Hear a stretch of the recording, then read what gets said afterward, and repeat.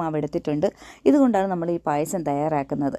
അപ്പോൾ ഇത് ഞാൻ എടുത്തിരിക്കുന്ന ആട്ടമാവാണ്, നമ്മൾ പാക്കറ്റിൽ വാങ്ങിക്കുന്നത്. അതിലോട്ട് ഇനി കുറച്ചധികം വെള്ളം ഒഴിച്ച് നമുക്കതൊന്ന് മിക്സ് ചെയ്തെടുക്കാം. അപ്പോൾ നമ്മളിതുപോലെയൊക്കെ ഈ കിണ്ണത്തിലൊക്കെ വെച്ച് ഇങ്ങനെ ഇളക്കുമ്പോഴത്തേക്ക് എന്തായാലും ചെറിയ ചെറിയ കട്ടകളൊക്കെ കാണും.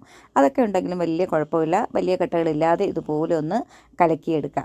അപ്പോൾ ഞാനിതൊരു കുറച്ചധികം വെള്ളം വെച്ച് ഇതുപോലെ ഈ ബൗളിലത്തേക്കുള്ള മാവാണ് കലക്കിയെടുത്തിരിക്കുന്നത്. ഒരു 3 ടേബിൾ സ്പൂണാണ് എടുത്തിരിക്കുന്നത് കേട്ടോ.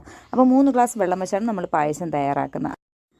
പായസം തയ്യാറാക്കാൻ വേണ്ടി ഇനി ഞാൻ ഒരു 3 ഗ്ലാസോളം വെള്ളം ഒരു പാൻ വെച്ച് കൊടുത്തിട്ടുണ്ട്. ഇതിലോട്ട് നമ്മൾ കലക്കി വെച്ച ഗോതമ്പ് മാവിൻ്റെ മിക്സ് ഇതിലോട്ട് ചേർത്ത് കൊടുക്കുക.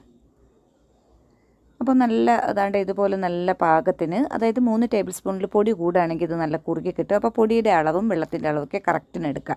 അപ്പോൾ 1 ഗ്ലാസ് വെള്ളത്തിന് 1 ഗ്ലാസ് പൊടി മതിയാകും. അപ്പോൾ ഞാനിതിപ്പോൾ 3 ടീസ്പൂൺ പൊടി എടുത്തത് കൊണ്ട് 3 ഗ്ലാസ് വെള്ളം. അപ്പോൾ ഇതുപോലെ ഒന്ന് ഇളക്കി കൊടുക്കുക. അതായത് മാവല്ലേ അടിയിലോട്ടൊന്ന് കുറുകിയൊക്കെ കിട്ടാതിരിക്കാൻ വേണ്ടി ഇതുപോലെ ഒന്ന് ഇളക്കി കൊടുക്കുക. അപ്പോൾ നല്ല ഒരു